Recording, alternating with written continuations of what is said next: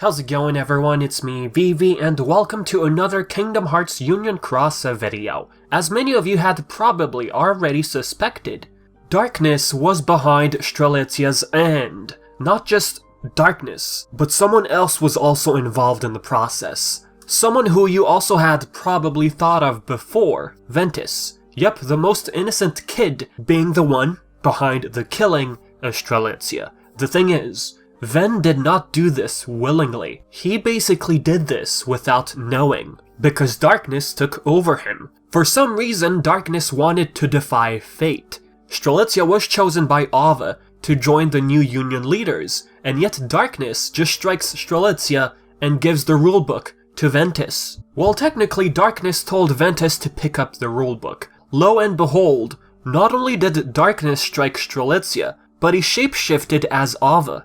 Ava, who initially gave the rulebook to Strelitzia. Okay, what's going on? Ventus didn't remember any of that act he committed. He only remembered Ava appointing him leader when talking to Brain, when Brain was suspicious about the fact that Ventus's name was not on the list.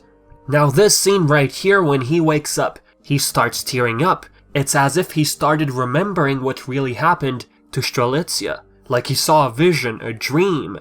Ventus was behind it. Yes, but actually no. It was darkness all along. It's as if darkness needs a vessel to gain control and commit a certain act.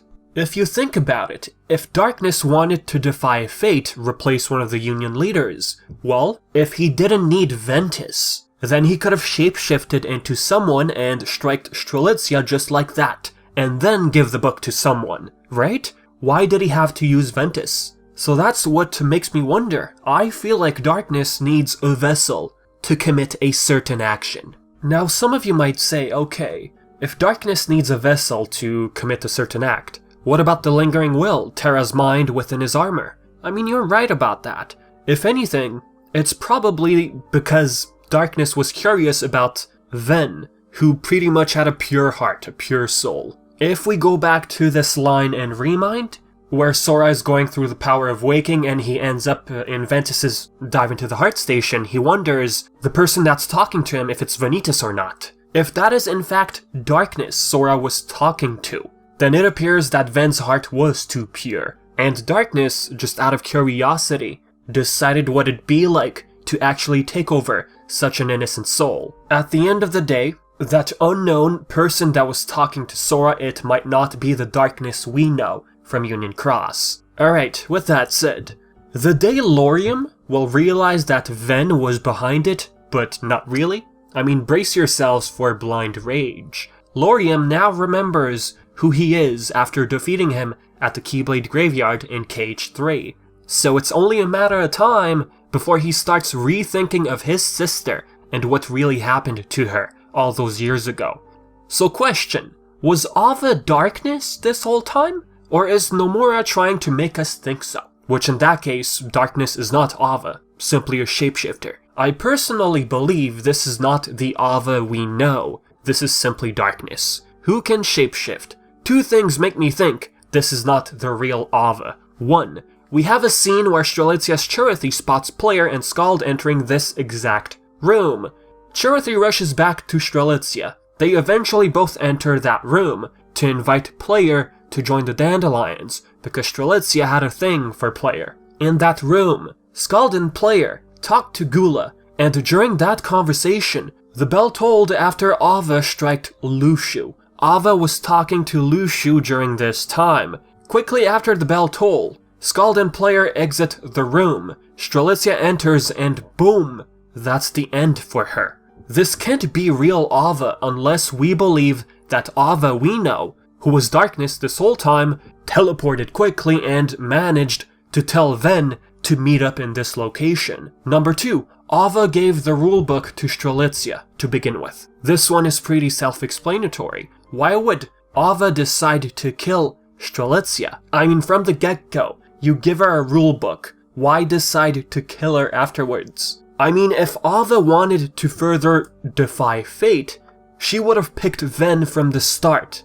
What's the point of killing off Strelitzia? Perhaps there's one quote from Nomura that might entice people to think that Ava isn't really the person we think she is.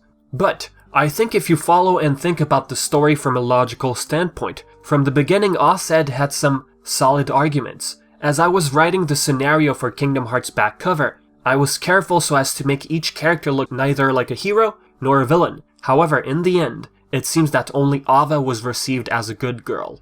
At any rate, if you think of the story progression as a gun, where Ava is the only one with the capacity to pull that gun's trigger, I'm not sure about how devoid of sin she really is. This was back from December 2016. Wait, Ava commits a sin?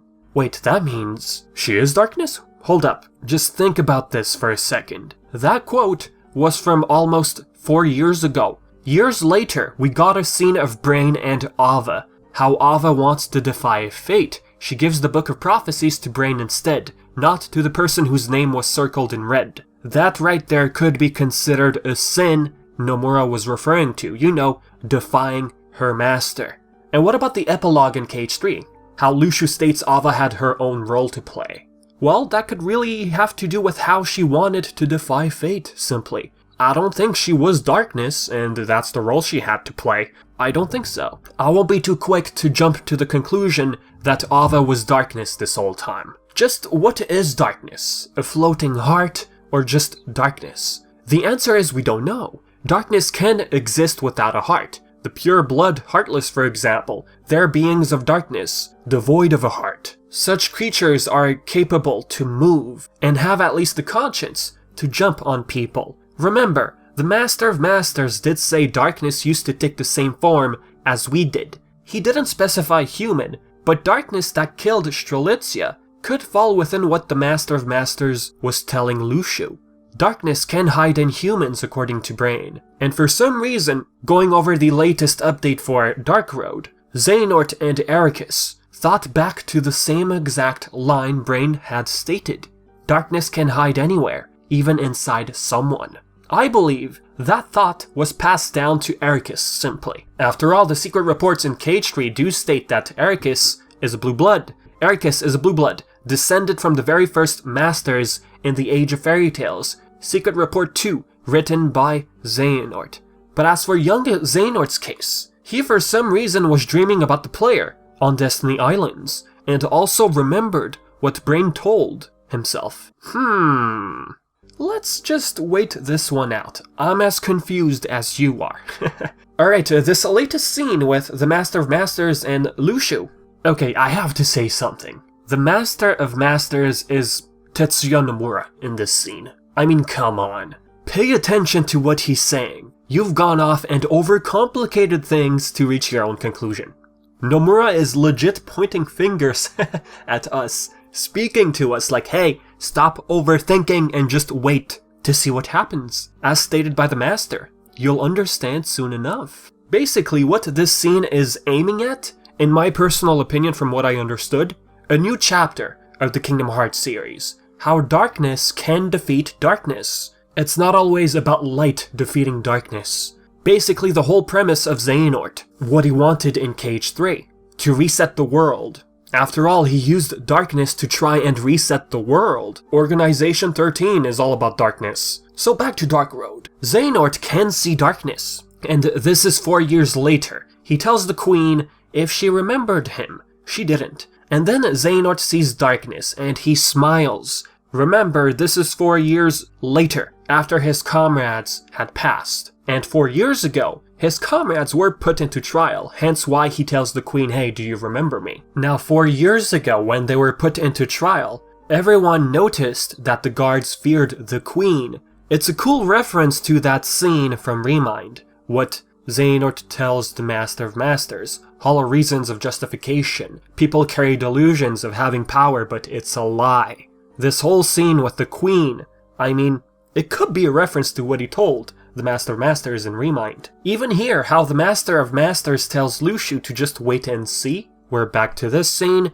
I mean, if you move forward, you might end up somewhere. That's basically what he's trying to tell Xehanort in this scene in Remind, to sit back and watch it play out. Again, 4 years later, the Queen and Xehanort, this is after his friends died, I take it due to darkness. This is when he started to seek out darkness, hence his smile from before. In other words, this is the beginning of wanting to become the seeker of darkness. Now the darkness within the Queen, is that darkness that killed Strelitzia? I don't think so. I don't think this is darkness hiding in characters. This is simply darkness that can hide deep within any heart. Darkness that can grow.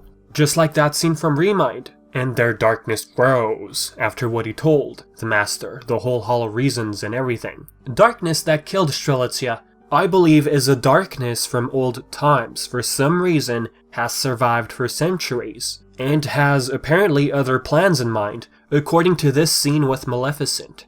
So about this machine, this is also from the latest update. She went from the Data Daybreak Town to real Daybreak Town. Did she travel back to the period before the Keyblade War? Or did she travel back to this room, which somehow still exists after the Keyblade War swallowed the worlds? I'll go with the former, where she found herself in the past of real Daybreak Town. To really travel to her home time this time, she has to reuse the machine. And basically that's it for the latest story update of Union Cross and Dark Road. So yeah, with that said folks, if you have your own theories, leave it all in the comments section below. And as always, I've been Vivi and thank you so much for watching.